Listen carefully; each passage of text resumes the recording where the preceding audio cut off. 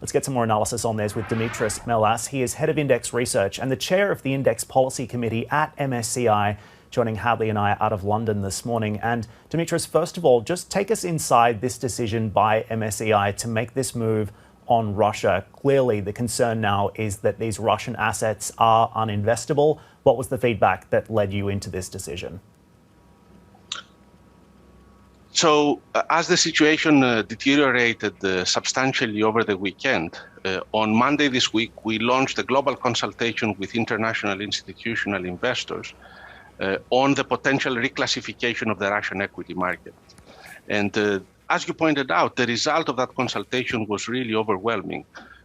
International investors around the world told us very clearly that the Russian equity market had become completely uninvestable, and they also pointed out that it was now appropriate, according to MSCI's methodology, to remove it from emerging markets and reclassify it into standalone markets status.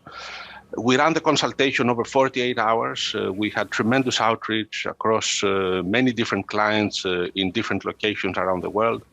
And then on Wednesday night, after the close of the US market, we announced the reclassification of the Russian equity market.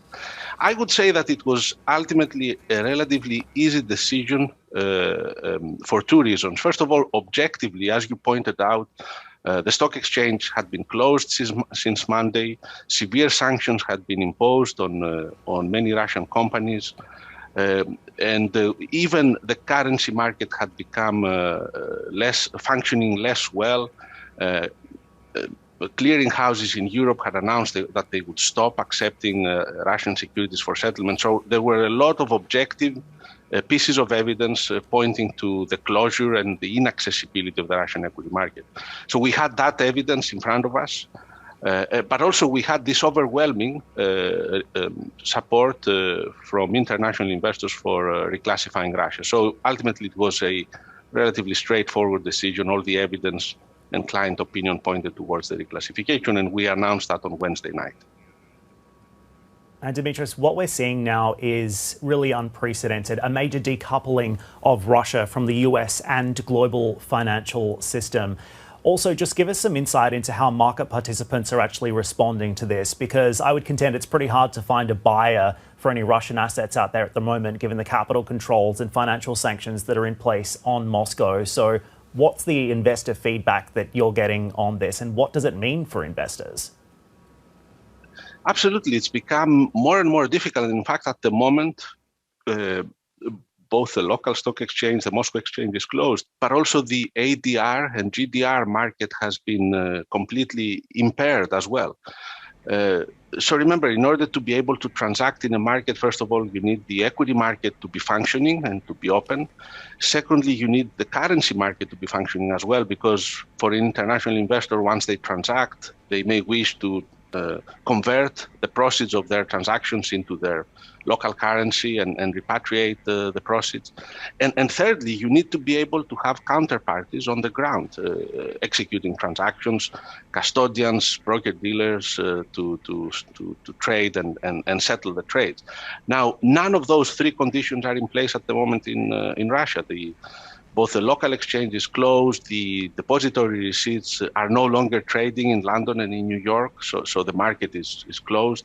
The currency market has become severely impaired as well. And then because of the sanctions, it is practically impossible also to find the right counterparties to execute and settle transactions. So all of the important elements that need to be in place for a market to be functioning well are no longer in place in Russia. And that's the feedback we've been getting from our clients, from investors. And they're taking all the necessary steps on their side, in order to manage this very difficult situation. Dimitris, it's Hadley Gamble in Dubai. Just one quick last question.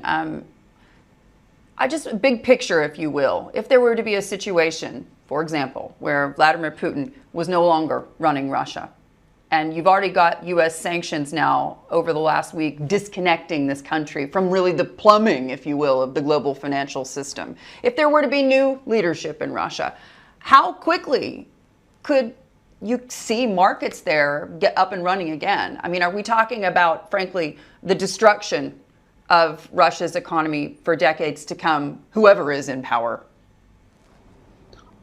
Unfortunately, it's very difficult to try and anticipate on how this situation may improve in the future. Clearly, the first step would be for the market to reopen and the stock exchange to start to trade. I guess the second step would be for not only domestic investors, but also international institutional investors to be able to transact in the market. So we would need to see, first of all, the Russian central bank lift the explicit restriction that they have imposed now on prohibiting sales of securities on the Russian exchange by foreign investors. Thirdly, we would need to see the currency market functioning again. Fourthly, we would need to see sanctions lifted. So ultimately, we would need to see a lot of these restrictions and severe impediments that are now in place be removed.